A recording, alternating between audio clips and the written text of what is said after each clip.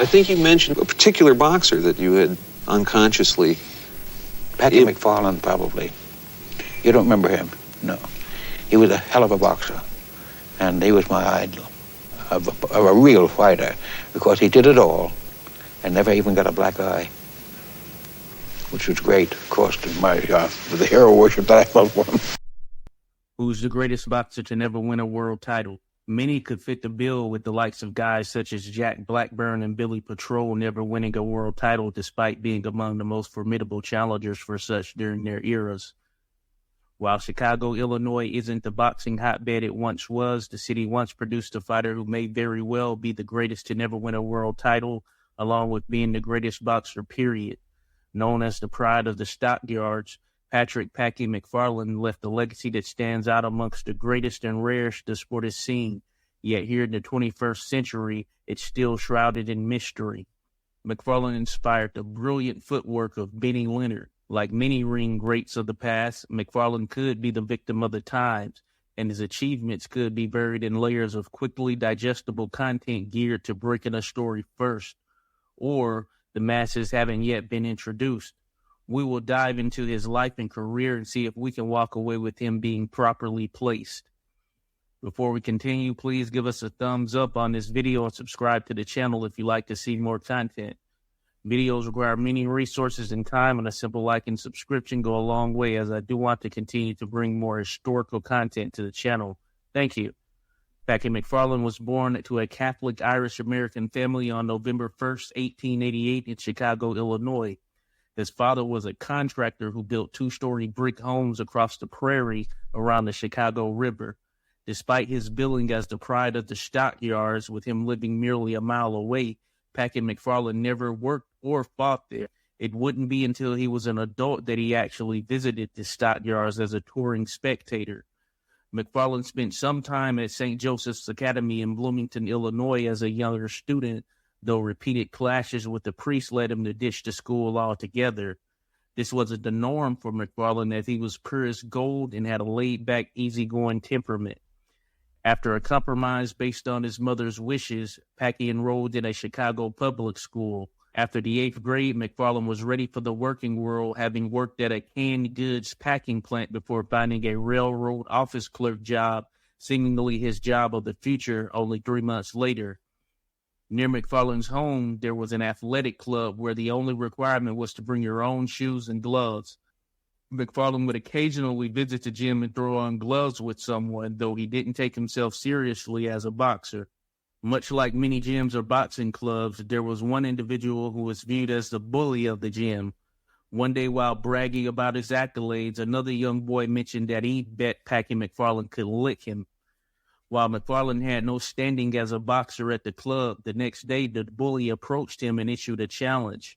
After some back and forth with initial reluctance to the fight from Packey McFarland, the two boys agreed to meet, with 10 cents being charged for admission to the contest. The bully had mentioned that he wouldn't hurt McFarland, to which McFarland responded that he wouldn't mind if he did hurt him. The two managed to amass a gate totaling $2.90, which is over $100 for the time, and those attending got to see the early makings of one of boxing's great stars, as Packey McFarland knocked the bully out in 4 rounds. McFarland, far humbled, charged the win to luck, advice he'd once received from his father, noting that when you win, charge it to luck. When you lose, charge it to yourself. Little did he know at the time, losing would be something nearly foreign to Packey. At 15 years of age, Packey McFarland realized that he and regular work were not meant for each other.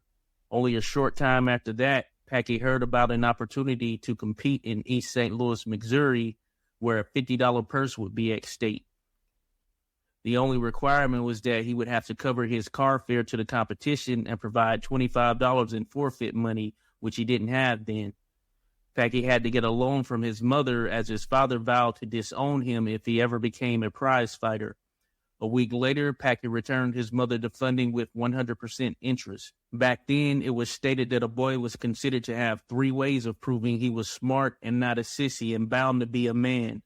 1 was smoke a cigar, 2 was drink a glass of beer, or 3, tell an unclean story.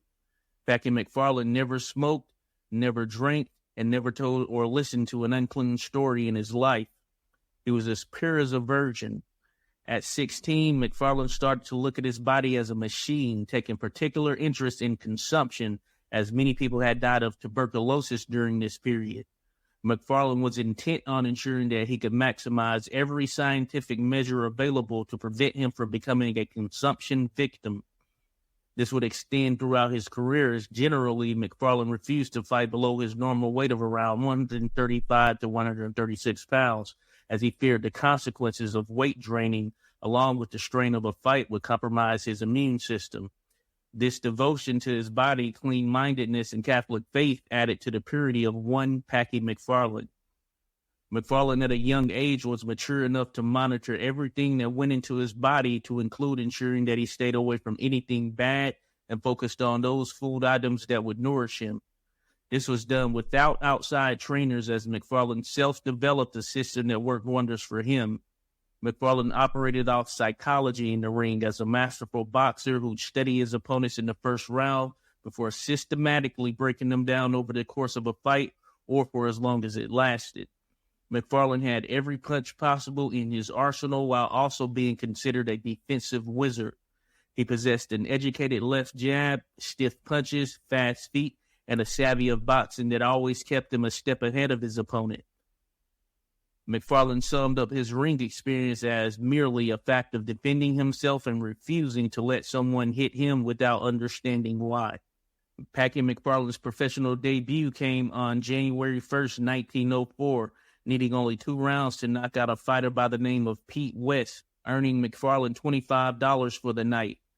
McFarland was only 15 years old at the time, but this didn't stop him from racking up another 6 or so wins, the majority via knockout, before what turned out to be one of the more intriguing fights of his entire career, when on July 13th, 1904, McFarland took on Edward Dusty Miller.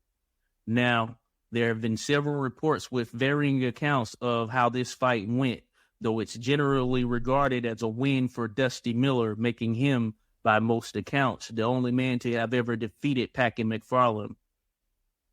The circumstances surrounding such are as clear as mud beyond that point. There are several articles, newspaper listings, and forum postings online that indicate McFarland was knocked out by Miller at 16 years old, some simply noting McFarland was knocked out by someone at 16. Now, this is a bit contradictory given that Packey McFarland was born on November 1st, 1888, and the Miller fight took place on July 13th, 1904. This would put his age at 15 years, 8 months. Rounded up, of course, that's 16. There were also reports suggesting that the Miller-McFarland fight took place in 1903, as Miller was credited with a November 16th disqualification victory over Eddie McFarland, the assumption being that Eddie was actually Packey. If that isn't confusing enough, on June 21st, 1908, the Colorado Springs Gazette reported that Dusty Miller came forward with proof that McFarland fought him 6 rounds before the Watita Club in Chicago some 4 years prior, and Miller won an easy decision. Exactly what said proof was is a mystery. Boxing during those days, even well before, wasn't exactly tracked and reported in the same detail as we see today. This is largely because it's always been somewhat of an underground sport with many unknowns as far as what goes into making fights, getting contracts signed, etc. There are many, maybe in the majority, from those periods who have incomplete records, as all fights weren't sanctioned and record-keeping was pedestrian at best. Even the greats weren't spared. McFarland would bounce back in an almost continual winning way. On October 11, 1906, McFarland would step in with Irish contender Billy Finucane, a fighter who shared the ring with the likes of world lightweight title challenger Kid Herman and the underrated contender Young Earn. 2 lefts to the jaw sent Finucane down twice in the 5th, with him unable to answer the count for the 2nd. On February 20th, 1907, McFarland would score a 9th round knockout over Steve Kinney in a 133-pound contest. Kinney entered the contest holding wins over featherweight great Benny Yanger and former world welterweight champion Jack Britton. On April 16th, 1907, McFarland would travel to Davenport, Iowa to face Kid Goodman in a 15-rounder. Goodman is a battle-hardened contender who shared the ring with a slew of his era's top featherweights and lightweights. McFarland would win a comfortable points victory on this night, which also proved to be a shift in mentality in the ring for McFarland. In recalling his fight in a May 26, 1912 interview with the Pittsburgh Post-Gazette, Packey said the following with regards to why he didn't talk to other fighters in the ring. At the time, men in the game almost without exception made a practice of abusing or joshing men with whom they fought. I hadn't had a whole lot of real experiences, and like any youngsters, I copied the tactics of those I had seen, and by the time I met Goodman, I could ball him out with the best, or rather the worst, of the crowd. Accordingly, from the time I got in the ring with Goodman until the fight was over, I kept up a running fire of joshing and even abuse. It happened that after the battle, we went to the same Turkish bath. There, Goodman came to me and gave me a polite yet convincing calling down as ever I heard. He told me that what I said to him had been entirely uncalled for, that it hadn't helped me win, and that I ought to be ashamed of myself. Well, I was. Of course, it hurt to have him tell me this, but it did me good, for I soon saw there was nothing to be gained by abusing an opponent, and from that day I have never spoken to an opponent in the ring. This harkened back to the McFarland the public would come to know, an unassuming fighter who, while he didn't show a ton of emotion on the outside, evoked passion of self-understanding. McFarland's next two fights would take place in Milwaukee, Wisconsin, when on May 10th he stepped in with Milwaukee's own and unheralded Maurice Sayers, a fighter who, despite an unassuming record, faced a who's who of opponents around the featherweight and lightweight ranks in former world welterweight champion Harry Lewis and former world lightweight champion Freddy Welsh. McFarland would win a decision over 10 rounds. On June 28th, McFarland would pick up a points victory over Charles Neary, another Milwaukee fighter with multiple wins over former world title challengers Cyclone Johnny Thompson and Kid Herman. This led to an August 20th matchup in his stiffest test against one of the more outstanding featherweights in history, the underrated Tipton slasher, Benny Yanger. Yanger was on the back end of his career and came into the contest sporting a 52-8-20 record, while McFarland was at this point 43-1, the one loss being the earlier mentioned Dusty Miller contest. The fight went down at League Park in Fort Wayne, Indiana. The contest was contracted at 130 pounds, with Yanger coming in at 129, while McFarland came in at 128 when the two weighed in at noon that day. The fight started just before 10 p.m., and the two men both threw hard shots in what was an even first round, leaving both winded at the end. The second started in a similar fashion, though McFarland got the better shade of the round and excellent defensive blocking. McFarland came out strong in the third, blasting Yanger with left and right uppercuts that left Yanger spitting blood. McFarland would then drop Yanger 3 times before the third closed, with Yanger taking the count up to 9 twice and 8 once. From here, Yanger was on the defensive. In the fourth, Yanger sank to his knees before being dropped again, though the referee gave him another chance. Yanger's corner was seconded by former world featherweight champion Abe Attell, who threw in the sponge at this point. Neither fighter saw the sponge, and McFarland continued to batter Yanger from the clinch before the referee ran between the fighters and ended the matchup, handing McFarland the stoppage victory. On October 23rd, McFarland would have a return bout with Kid Goodman, with McFarland picking up another 10-round points victory. This led to a clash between McFarland and former world lightweight title challenger Kid Herman on November 21st in Davenport, Iowa. Herman was coming off an 8th-round knockout loss at the hands of world lightweight champion, the old master Joe Gans, in one of the more epic one-punch knockouts in history caught on video. Lightweight championship fights were then fought at 133 pounds. McFarland and Kid Herman was scheduled for 15 rounds. Before the contest, then governor of Iowa, Albert B. Cummins, sent word to the sheriff of Davenport that he'd ordered the fight to be stopped by the local militia and sought the sheriff's cooperation. After a 2-hour delay, the fight was allowed to proceed with the sheriff and militia watching, along with a large crowd, in what was touted as an exhibition.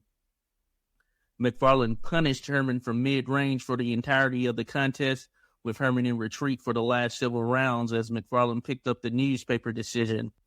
Back in July of 1907, Joe Gans had received an offer from Tom McCary, a prominent fight promoter out of the West Coast, to fight George Mesmick in Los Angeles, California.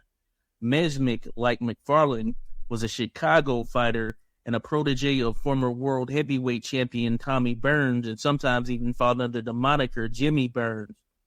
Gans was initially reluctant, as he felt a job would be done to relieve him of his title, as there had been many questionable bouts in L.A., and Mesmic was viewed as not being in the class of Joe Gans. Gans eventually agreed to the contest and insisted that the referee of the contest be former world heavyweight champion James J. Jeffries. Gans and Mesmic fought on September 27, 1907, with Gans picking up a 20-round points victory. Insisting it was his last fight, in October, Gans stated he would be retiring and relinquishing his world lightweight title to George Mesmic. In doing so, Gans approached Mesmic, offering his hand, to which Mesmic obliged and stated, "You fought a good fight and surprised me. I think you can whip any man in the world, barring myself. To prove this, I'm going to turn over to you the title of lightweight champion, and I want you to promise me that you will never draw the color line. When a good colored boy comes along, a worthy opponent, you are to give him a chance to win the championship." Mesmic agreed, to which Gans stated, "Then that goes." On November 25th, 1907, Joe Gans approached Packey McFarland's manager, Harry Gilmore, in Chicago, and let it be known that he felt Packey McFarland was the legitimate lightweight champion of the world. Gans stated that he hated that he didn't relinquish his title to McFarland instead of Mesmic. He also noted that he did not realize how great of a little fighter McFarland was. Lastly, Gans said that he stood ready to bet $5,000 that Packey McFarland could whip Battling Nelson. Gans even submitted $500 in forfeit money for Nelson to cover. To this point, Packey McFarland had never fought for a championship. Of course, upon getting wind of the matter in December of 1907, Battling Nelson let it be known that he was willing to face either Joe Gans or Packey McFarland, and had secured $10,000 from a sporting man in Reno, Nevada. For McFarland, Nelson insisted the fight be at 131 pounds, including a $5,000 side bet from each fighter. McFarland stated he would make the fight after a planned matchup with England's Johnny Summers at some point in Milwaukee. All of that aside, sporting men in general felt that eventually they'd see a contest between Joe Gans and Packey McFarland for the World Lightweight Championship, as McFarland was rapidly climbing the ladder. After opening up 1908 with a January 4th victory over Burt Keys, a fighter knocked out only once in 149 fights, McFarland was matched for a contest on January 28th in the fighting town of Philadelphia, Pennsylvania, against underrated contender Young Lowry, a fighter who shared the ring with the likes of Jeff Smith, Leo Hawk, and former world featherweight champion Terrible Terry McGovern. Scheduled for 6 rounds, McFarland dropped Lowry in the second round for a count of 7, and in the third round for a count to 9, as he cruised to a points victory, having controlled the entire fight. On February 9th, 1908, it was reported that McFarland reached an agreement for a 133-pound lightweight bout against one of the greatest lightweights in history, hailing from Wales, the Welsh wizard Freddy Welsh. The fight occurred on February 21st in Milwaukee, Wisconsin, and was scheduled for 10 rounds. Welsh opened the first with a jab to McFarland's face. McFarland got off a few hooks to Welsh's head and body as the Welsh fighter responded to make honors even to close the round.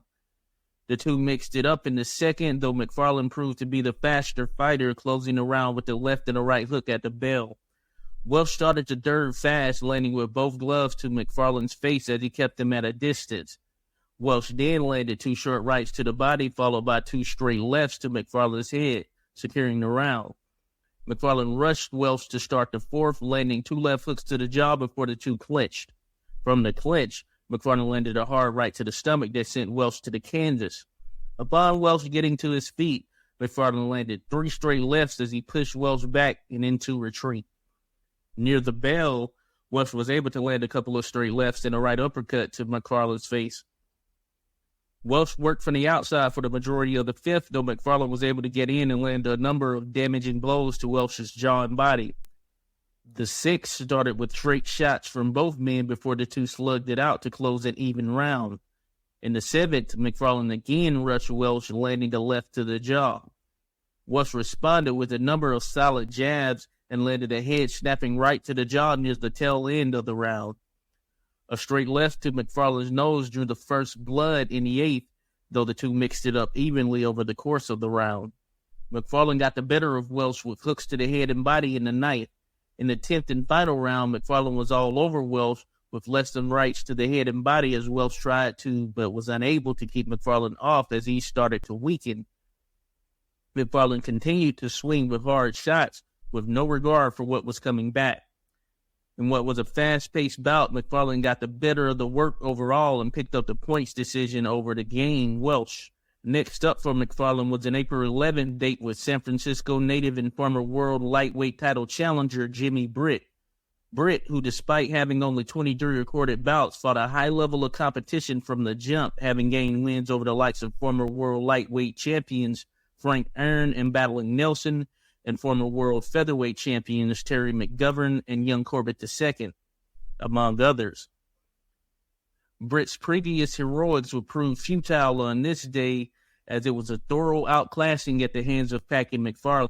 The end came at 2 minutes and 23 seconds of the 6th round, though the practical end was really in the 4th round as Britt found himself sprawled on the canvas and out, but was saved by the bell.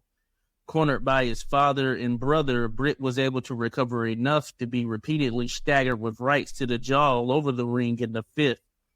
In the 6th, McFarland landed a left to the jaw, followed by a right hook and a right uppercut, then capped that with a right straight that sent Britt to the canvas again for a count of 7. At this point, Britt's father hopped in the ring and started to head towards the fighter, though McFarland and referee Jack Welsh had their backs turned and didn't see Britt's father as they were in the opposite corner. Britt's father was subsequently restrained by former world bantamweight champion Tommy Spider Kelly upon entering the ring, which was an infraction.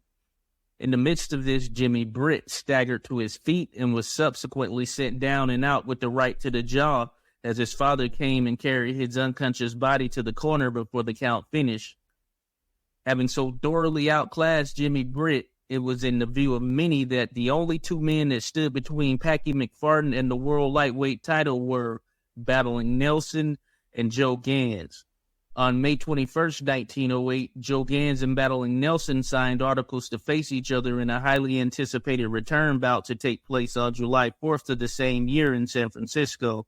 On June 4th, it was reported that McFarland too would fight on July 4th in a highly anticipated rematch with the Welsh Wizard Freddy Welsh at Jeffries Arena in Vernon, California, a venue owned by Jim Jeffries, who was also the referee for this contest.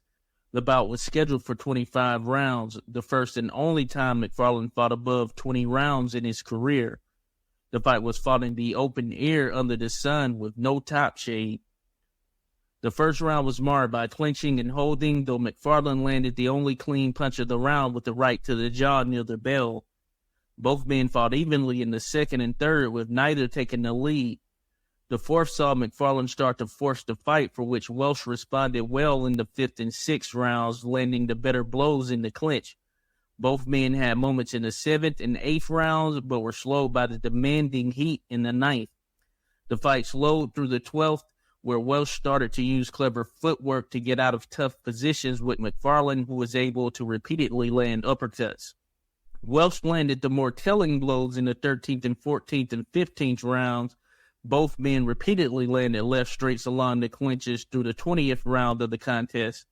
In the 21st, McFarland staggered Welsh with a hard left to the jaw as Jeffries had to break up the hold Welsh had on McFarland, who continued to land through the next round. Welsh found some success through the 23rd and 24th rounds, though the harder blows were coming from McFarland. The two men went full force in the 25th and final round. McFarland floored Welsh with a hard right in what looked to be a knockout blow, though Welsh was able to hang on to the bell. The fight was declared a draw, but ultimately those in attendance gave the nod to McFarland, having controlled the fight, especially the latter portion. Back in Chicago on August 7th, McFarland's manager, Harry Gilmore Jr., criticized Jim Jeffries' decision to declare the contest with Welsh a draw, stating that while he thinks Jeffries is an honest man, he is either incompetent or lacks conviction. Jeffries was interested in the two fighters meeting again at his location, but Harry Gilmore stated he would be heading to San Francisco to put up $5,000 in forfeit for a matchup between battling Nelson and McFarland. Nelson had become world lightweight champion at this time with a victory over Joe Gans. On August 7th, McFarland would take on Phil Brock, a Ukrainian-born fighter who shared the ring with the likes of Owen Moran and Philadelphia Pal Moore. McFarland would secure the TKO in the 7th round. This led to an October 21st contest with Leech Cross in Bronx, New York. Cross was considered unbeatable in 6-round fights, but McFarland picked up what was labeled as an easy win, raising his stock another notch.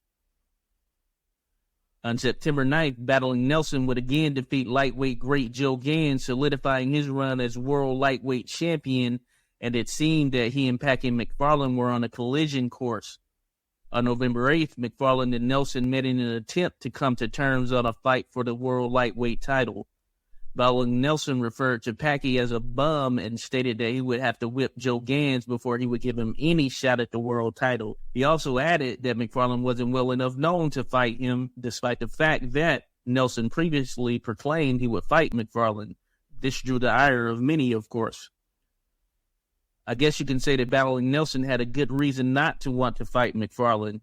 In a January 1914 article, Robert W. Egdren, a nationally syndicated American political and sports cartoonist, reporter, editor, and Olympic athlete, penned an article referencing a 2-round boxing exhibition that took place between battling Nelson and Packey McFarland several years prior. Egdren detailed that battling Nelson had been fighting a series of exhibitions in Chicago when one Packey McFarland offered to box him in a 2-round exhibition. Nelson, riding on his high horse, willingly agreed and didn't pay much attention to his young curly-haired foe. Another gentleman who had a fondness for Nelson was asked to act as referee.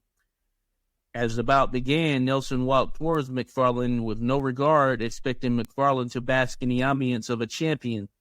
To his surprise, McFarland went on the attack, as sudden and swift as the flight of an arrow from a bow. In the 1/5 of a second, Nelson was bobbing and weaving his head back after a jarring left from McFarland. In the next 1/5 of a second, battling Nelson was wondering what hit him and went into a full rage, realizing he wasn't in with the normal kid. Nelson bowed his head forward and started to swing with hard shots, left and right. To his surprise, they met nothing but air. It was a series of short jabs from McFarland that connected on Nelson's chin, which prevented him from gaining ground. Then suddenly time was called. The rounds were only to be 2 minutes. During the minute rest in between rounds, McFarland sat carelessly while Nelson stood the entire time, savagely staring down McFarland with an annoyance. As the referee called time for the second round, battling Nelson rushed forward, now fighting like a champion with controlled fury and deadly purpose, with every ounce of power, speed, and skill he possessed. McFarland met Nelson with the same energy as the two stood toe-to-toe and slugged it out. 2 minutes passed as Nelson noticed the passage of time, given he wasn't exactly in championship shape at this juncture. In a clinch, Nelson, short of breath, glared at the referee and growled, "Call your time, you lobster." Another minute passed, then another, as Nelson was weakening as McFarland was eager. The two men continued to throw flurries. Those in attendance had never witnessed a fight of this caliber for any price of admission and were well aware that the round was long over, but continued to cheer. Finally, after 5 full minutes, the referee called time. Nelson and McFarland touched fingertips grudgingly and retired behind the scenes, still bristling. The referee, who didn't want to interview battling Nelson, hopped out of the ring and started to mingle with the excited crowd in attendance. The next day, battling Nelson went to his manager, Billy Nolan, and encouraged him to hunt for a youngster by the name of McFarland out near the stockyards and sign him to a contract for a long period of years. Bat argued that he was currently the guy and pulling in big money, but at some point McFarland was going to start challenging him and making a lot of trouble. He also noted that if they're in the same game, he can't do it. This told us everything we needed to know of what Nelson thought of McFarland, who was but a teenager at the time. Back in 1908, for McFarland, next up would be a November 18th matchup in Philadelphia with the underrated Harlem Tommy Murphy, a fighter who holds wins over the likes of former world featherweight champion Abe Attell and former world lightweight champion Ad Wolgast. McFarland and Murphy had previously been matched in 1907 on multiple occasions, though the fight never materialized. McFarland was the betting favorite heading into the 6th-round contest. The crowd was jam-packed, and the old master Joe Gans made a brief appearance in ring after encouragement from the fans in attendance who cheered graciously. Gans gave a little speech stating, "I just came here to see the entertainment. I didn't come to challenge anyone." A voice from the crowd then yelled, "Will you fight the winner?" To which Joe replied, "No," while waving his hand in to sit. It was reported that both McFarland and Murphy were as fast as lightning, but McFarland was the more cooler of the two and routinely made Murphy miss, though Murphy was the better man in close quarters. In the first round, Murphy instantly landed a light left as the two men sparred. The round was shy of any real action, and there wasn't much to separate the two near the end. In the second, McFarland took the lead with a jamming straight left as he routinely backed up Murphy into the corners while looking to land a vicious right swing or uppercut. Murphy did a great job of blocking McFarland's power punches, but the mauling left brought about blood from Murphy's nose near the end of the round. Near the end of the round, McFarland broke through Murphy's guard with a hard right to the jaw that shook him up a bit. Murphy fought his way back to mid-ring where he landed a hard uppercut that pushed McFarland back a foot or two. The men clenched as the round closed, with Murphy wiping the blood from his nose on the shoulder of McFarland. McFarland started the third with a savage rush that nearly sent Murphy through the ropes. As Murphy tried to slide away, McFarland again broke his guard with a hard right that staggered Murphy. From there, McFarland continued to press Murphy towards the ropes, though Murphy battled back gamely, even catching McFarland with another stinging right that backed him off momentarily. Though he tried, Murphy still couldn't keep McFarland off of him as McFarland continued to press Murphy, routinely lifting him from his feet. Murphy stormed straight towards McFarland at the bell and let off a flurry of shots, landing routinely to the head and stomach, forcing McFarland to tie up and clinch. This sent the crowd into an uproar as they cheered on the Harlemite. Murphy was fighting like a madman.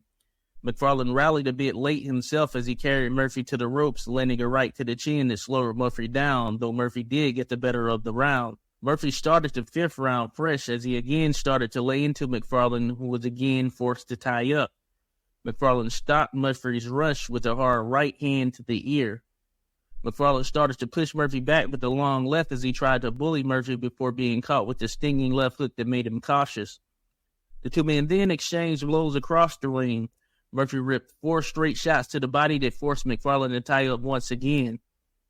McFarland continued to press Murphy, drawing the full weight of his body into his punches, but was feeling the body shots coming back from Murphy. When the round closed, McFarland ended up with a cut under his right eye. In the 6th and final round, Murphy tried to press the action again.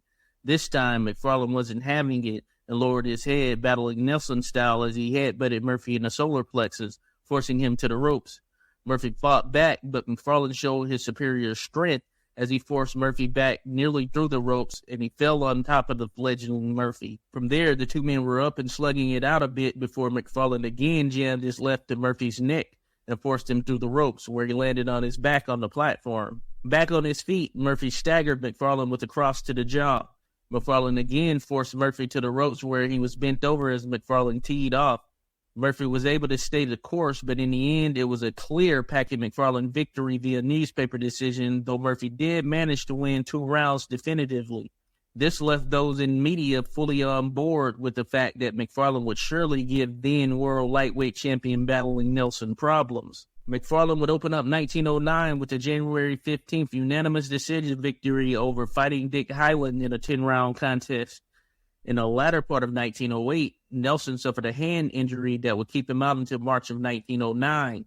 Given such, it was reported by boxing promoter Willis Britt in January of 1909 that he was confident that Nelson and McFarland would agree to a March 17, 1909 clash.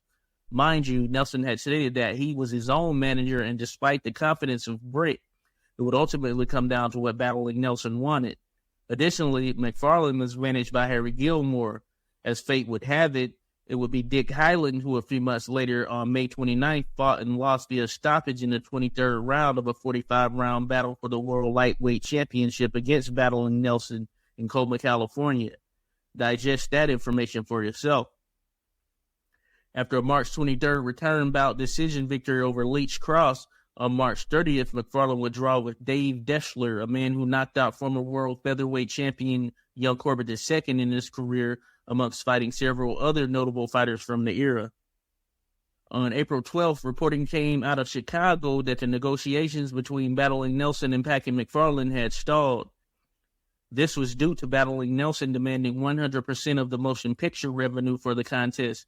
The fight was promoted by established large-scale boxing promoter James W. Coffrith of San Diego, California. The fight would have been filmed in what would have been a rare video to have here in this day, given the scarcity of film on both fighters.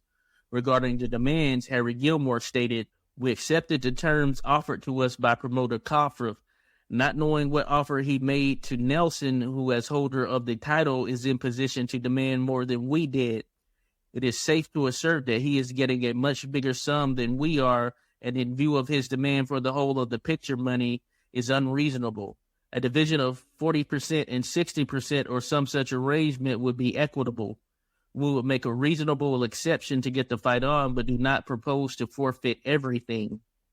Meanwhile, Gilmore had already received an offer to fight Owen Moran, former world bantamweight champion, but was holding off to see where negotiations went with Nelson. On April 17th, it was reported that Battling Nelson and Packey McFarland signed articles for a July 5th 45-round world lightweight contest in Colma, California.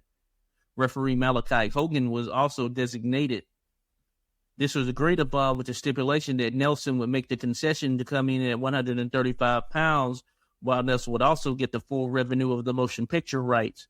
Battling Nelson himself sent forth the special dispatch claiming that McFarland was afraid of him and that he had to mock McFarland in the ring at the event in Chicago where McFarland was practically forced to sign. The split was to be 75-25 in favor of Nelson. Additionally, the two fighters had to submit $5,000 in forfeit money to ensure things went as planned. The fight was in high enough regard that it was expected to outshine the pending World Heavyweight Championship contest between Jack Johnson and Stanley Ketchel. Then, former World Heavyweight Champion James J. Jeffries had the following to say with regards to the Nelson-McFarland clash. "McFarland has the speed, the cleverness, and the head work that wins fights. I like Nelson, but I think he will tire himself out trying to get at Packey McFarland. Packey has no sledgehammer punch, but he has the gameness that spells sure victory if he ever meets the Dane." By April 25th, it was reported that Battling Nelson had failed to submit his forfeit amount of $5,000. McFarland's team had previously posted their forfeit when the fight was initially signed, while Battling Nelson gave the promoter word that he would be posting in short order. Additionally, Harry Gilmore stated that if the forfeit money from Nelson's side wasn't received by April 30th, the fight was off. On May 2nd, Battling Nelson announced that he would fight Dick Hyland on May 28th and Cyclone Johnny Thompson on July 1st. He also made a formal offer to face Packey McFarland on September 9th, in addition to demanding a $5,000 side bet. Moving on, McFarland would step in the ring with and draw with Ray Bronson on September 19th. Bronson held a win over boxing marvel Jack Britton, in addition to being in with a number of top-shelf fighters. From there, it was former world middleweight title claimant Cyclone Johnny Thompson who stood in front of McFarland on November 18th. It would be a 10-round points victory for McFarland at the end of the contest. McFarland's next three fights would take place in Great Britain. The first was the underrated Dick Lee on April 1st, 1910, which was McFarland's first fight of 1910. It was then a highly anticipated trilogy with none other than Freddy Welsh on May 30th, this time on British soil, with the fight being billed as a world lightweight title fight. At this point, the world lightweight champion was Ad Wolgast, who knocked out Battling Nelson in the 40th of an epic 45-round clash in February of this same year. Welsh was the favorite at 47 odds in the contest with McFarland.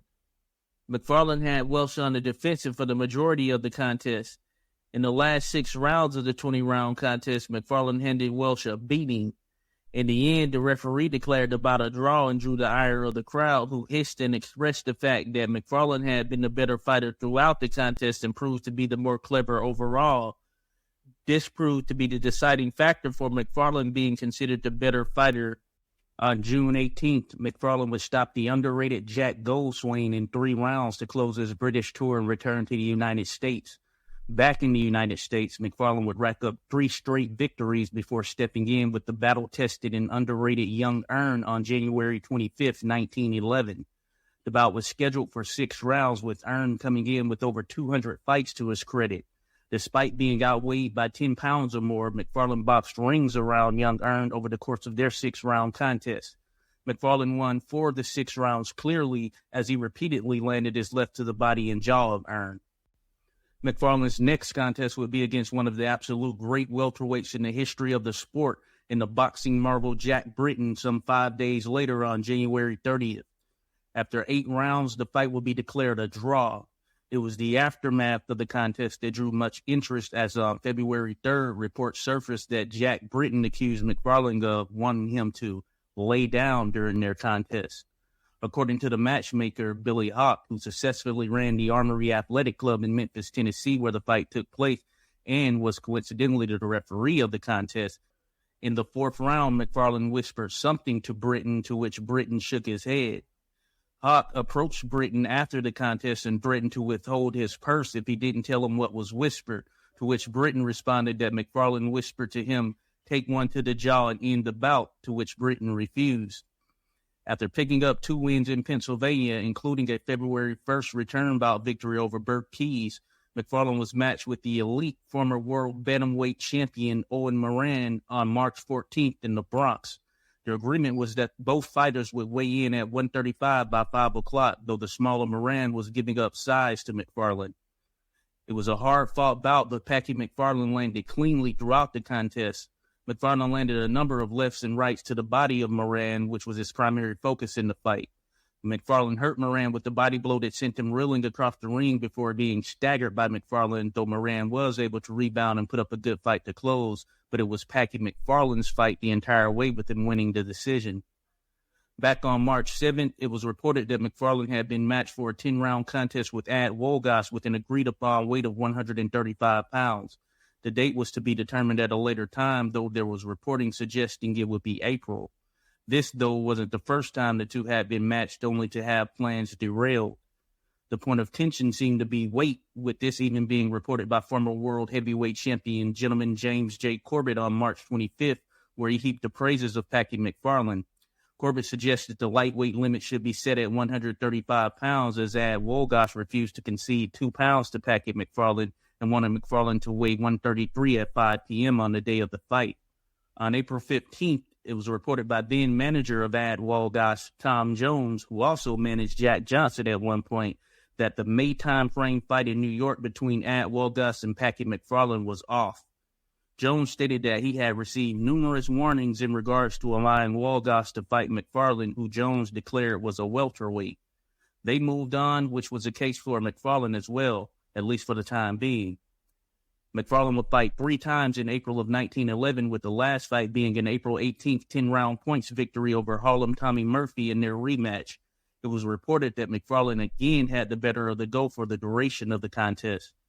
On May 5th, Frank Mulkern, matchmaker at the National Athletic Club in Milwaukee, Wisconsin, stated that after a return from Chicago, he had practically signed Wolgast and McFarland for a fight at his club sometime within the next month.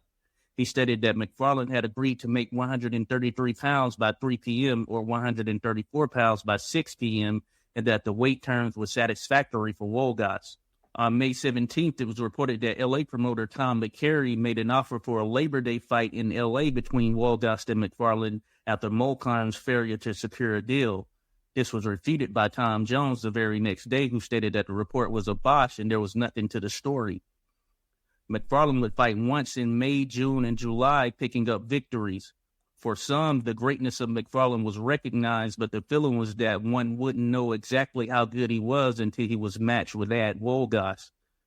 On July 3rd, it was reported that Wolgast and McFarland had been matched for September 7th or 9th at Jimmy Coffr's club in San Francisco. On July 6th, McFarland would need 8 rounds to knock out former world middleweight title challenger Young Earn, a fighter with wins over the likes of Al McCoy, Soldier Barfield, and Leo Hulk in his career. On July 6th, it was reported that promoter James Coffert had wired McFarland $8,000 in guaranteed funding with the intent that McFarland would also receive 30% of the gate receipts. McFarland was optimistic but feared the weight issue would interfere with his plans. On July 21st, it was considered official that McFarland and Wolgast would meet on September 18th in Milwaukee. Still, the weight issue was not fully settled. As a matter of fact, as August rolled around, the weight was still of question, even though both fighters started training, and 133 pounds seemed to be the backdrop. On September 9th, reporting surfaced stating that the sheriff of Milwaukee, Arnold, stated he'd gotten word from the district attorney not to allow the fight to happen. At this point, the fight was expected to take place on September 15th. A wrench was thrown into the plans on September 11th, as Frank Mulkern met with promoters on this day and assured them that the fight would occur as scheduled. To the contrary, Sheriff Arnold said the fight would not go on, stating, "This does not mean the two men would be permitted to fight, then arrested. It means that Wolgast and McFarland would not fight in Milwaukee on Friday night. I shall prevent the fight from taking place. Prize fighting is prohibited in Wisconsin and always has been." McFarland on this day in a letter to a friend had the following to say with regards to the matchup with Wolgast. "I will make weight easily and feel confident of winning. I weighed 138 pounds September 6th and will have no trouble taking off 5 pounds. Have trained for speed and expect to travel faster in attack and defense than in the bouts with Goodman, Moran, and Murphy in New York. I shall insist upon clean boxing with no hugging. If Wolgast stands up like a man and takes his medicine, he'll be easy for me as Moran and Murphy." On September 13th, less than 2 days before the fight, Frank Mulkern scheduled a conference with the acting governor of Wisconsin in an effort to get clarification on the legality of the Wolgast versus McFarland fight taking place. Sheriff Arnold stated that the fight would not take place and only an order from the acting governor would make him change his mind and allow the bout to go on. He also stated he would pay no attention to the comments from the Attorney General, who was of the opinion the bout could take place. Morris didn't appear before the conference and shared word that he felt nothing would be accomplished with the meeting. Mulkern was still intending to move forward with the bout and alluded to seeking an injunction, which was the last option for the contest. Ultimately, the bout did not happen. There were other attempts made to match the two fighters, but they all proved to be a wash. For McFarland, this wasn't the end of the road. It was merely a matter of time for another marquee name to elevate his status as the best in the game.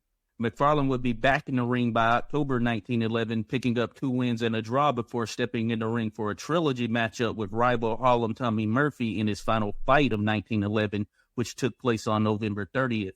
McFarland won every round of the contest by many accounts, but his performance was regarded as disappointing. McFarland landed flush on Murphy several times, but was unable to lift him off his feet.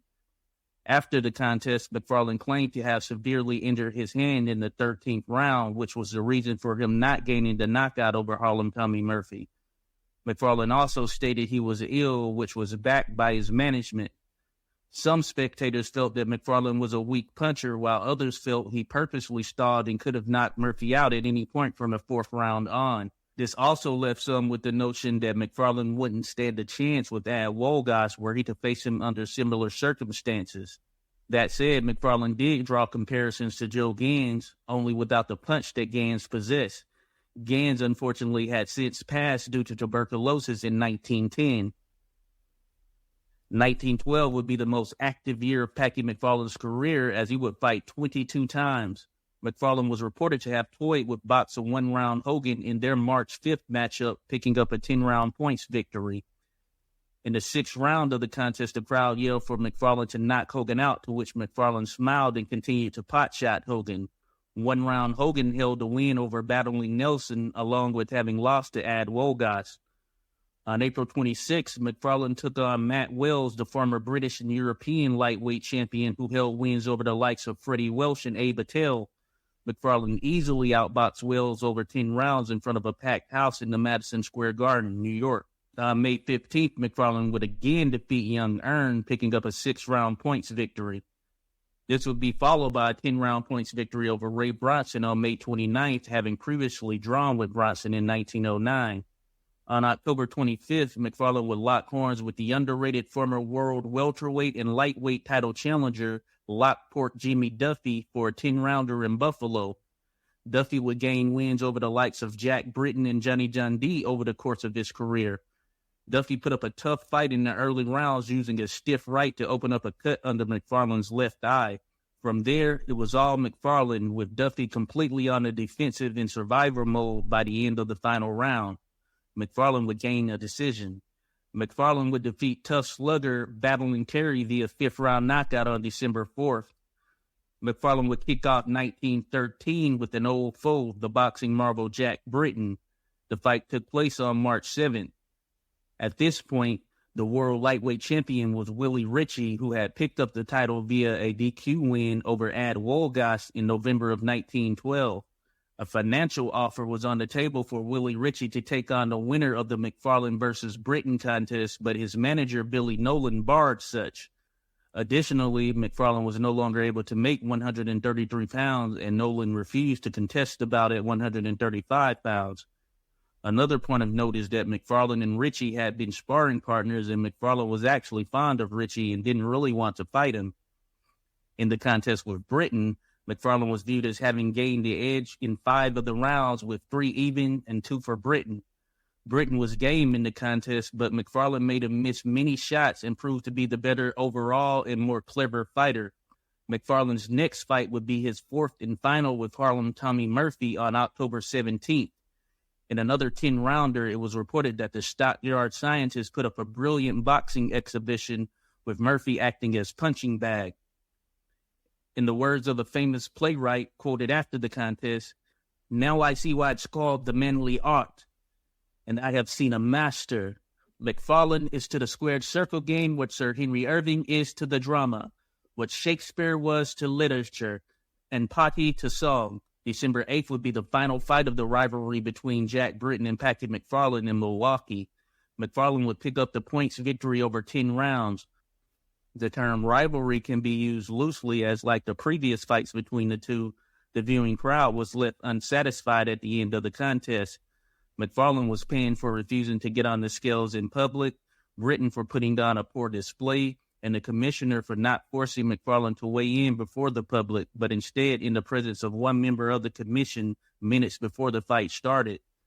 Britton felt the draw was deserved, as he believed that McFarland came in as a middleweight.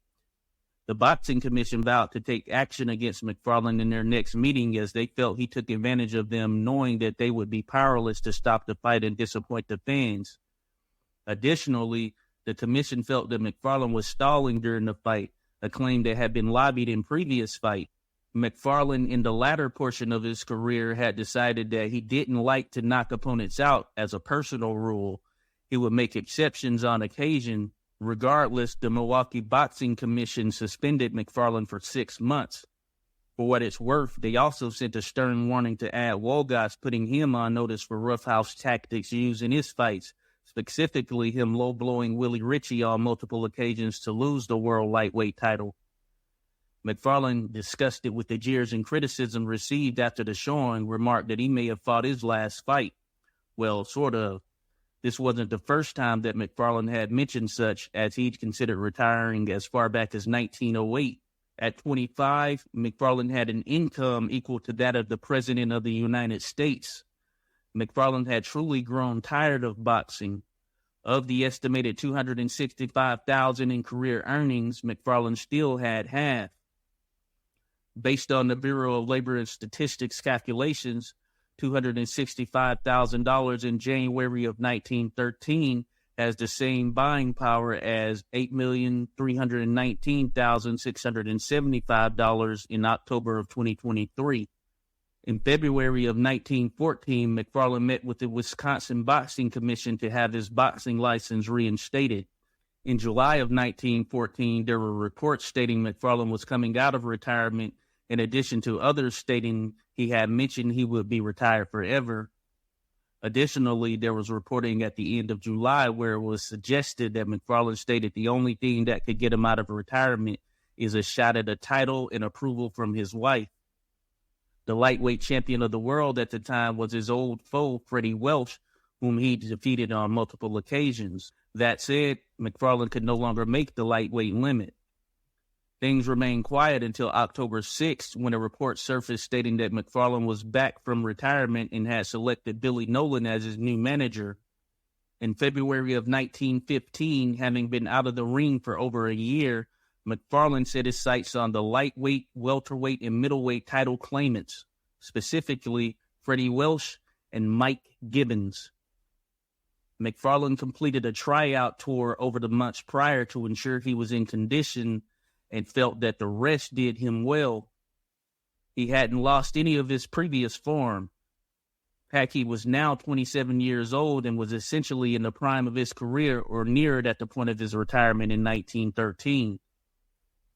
Back in 1912, boxing pundits were salivating at the potential of a boxing matchup between Packey McFarland and the St. Paul Phantom Mike Gibbons.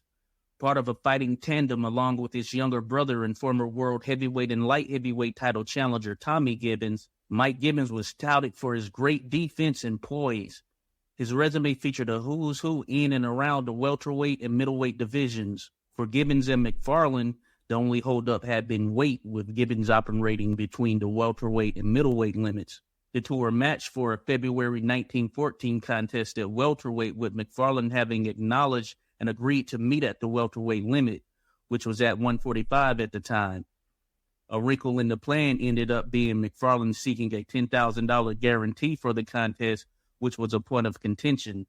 By the time February rolled around, the fight was called off, with the weight being cited as the issue for both fighters.